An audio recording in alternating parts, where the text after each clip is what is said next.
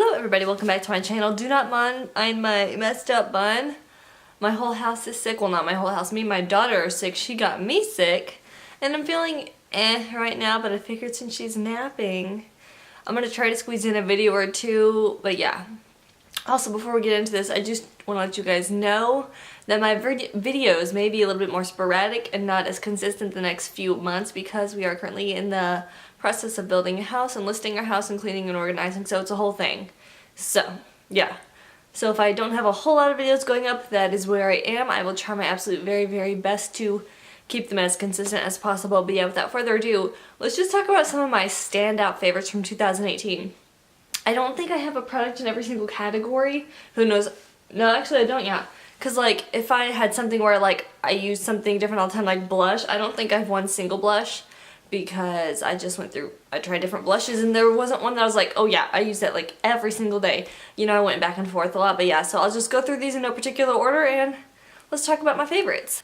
Alright, so we're going to start with the Coty Airspun powder. I wanted to mention this because this is the powder I used most frequently to set my under eyes and my face. This has been the best under eye setting powder for me this year because my under eyes crease no matter freaking what, but this seemed to work really well along with my favorite concealer that I'm going to mention. But yeah, so Coty Airspun powder. It's a really good one. I talk about it all the time in my other videos.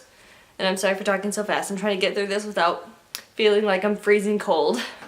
Alright, so my favorite concealer of the year, and if you've watched my other videos you already know this, I personally love the Tarte Shape Tape. It can be a bit drying, but for me, my under eyes get like watery or oily and my concealer always moves, so this is the one concealer that doesn't move on me. I just use a little bit and I dab it out the best I can. I try not to over apply because it can get a little heavy, but yeah, I just use the shade Fair and I really enjoy this, and I think I have one backup of this, although I am trying to find a drugstore concealer because this stuff is expensive, but I do love it. It is really good. But yeah, so Tarte Shape Tape, my favorite concealer. Alright, now whoops. If I can't drop it, or if I don't drop it, I don't know. Wow. Okay, so this is the L'Oreal Paris. I hope I don't sound as sick as I feel like. I don't feel like horrible, but oh, I don't feel good. L'Oreal Paris True Match Lumi Glotion Primer. I know I talked about their like white one before, but I picked this up towards the end of the year and I think I do like this one better. It feels more hydrating, it's a better tone for my skin. The other one's like a whitish pearl, this one's more skin tone, but it's just so glowy. It really shines through your foundation and I really enjoyed it. And you get 1.35 fluid ounces, so you get quite a bit of product, and I really enjoyed this. And I use this in the shade Fair Glow 901. I think they have maybe like a medium and a deeper one, but whatever suits your fancy, I like this one. It's pretty darn good. Along the lines of hydrating primers, this one I talked about in my last few videos. This is the Bare Minerals Complexion Rescue. Like I said, for this one, if you have oily skin, this is not for you. If you like full coverage, this is not for you. This almost can be used as like a primer in itself because it does have SPF, but like I said, the Bare Minerals Complexion Rescue Tinted Hydrating Gel Cream. It has SPF of 30. I use it in the shade Opal 01, which is a touch dark, but I like to mix this or just use it on like no makeup days. It's a really nice product if you just want something light and really hydrating. It just feels so good on the skin, and that's why I love this so much. But yeah, I wanted to mention that one. Alright, I want to talk about a couple like primers and setting sprays. First is the MAC Fix Plus. I want to talk about this because I've always raved about it. I love it so much. This one is not really a setting spray. It's not going to set your makeup, but it'll help, you know, transform it to make it look less powdery, more glowy, that sort of thing. It's also really good for eyeshadows if you want them to be more pigmented, or like metallic eyeshadows or shimmers if you want them to pop more. This is really good for that, and I love this stuff. And then my favorite setting spray of all time is the Milani Make It Last. This is a little mini version that I got from Ulta in the Duo. I have not tried the Make It Dewy yet because I am scared to, but this one works beautifully. I wear it all the time over my makeup. It sets makeup so well. It's basically like hairspray for your face, like. And I think it has a scent.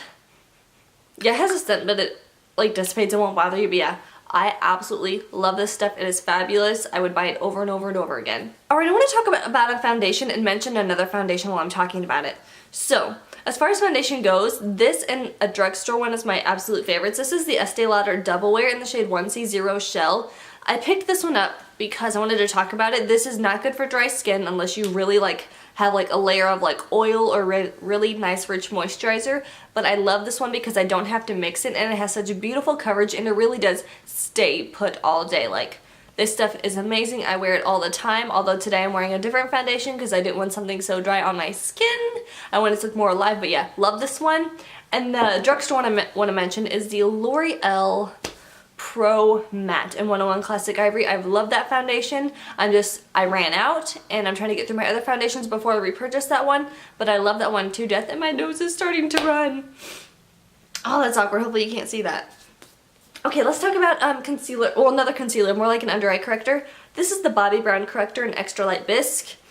Mine's literally broken, but I've gone through so much of it. I'm really trying to avoid repurchasing this, so I'm trying to find, I do have a drugstore under eye corrector in my drawer that I need to pull out and try whenever this was totally gone, but yeah, I absolutely love this stuff. It's amazing, and the reason why I like this one over other under eye correctors is some other under eye correctors are so emollient that I hope I didn't go in and out of focus. Anyways, they make my concealer move, and this one does not make my concealer move when I wear it underneath. Alright, I went back and forth on mentioning this one, because up until just a few weeks ago, this is the only contour palette I owned, but I really do love it. I'm not using it today because I'm trying out something else, but it's the It Cosmetics You Sculpted, and I wanted to mention it because, please don't judge this, my daughter dug her fingers in it.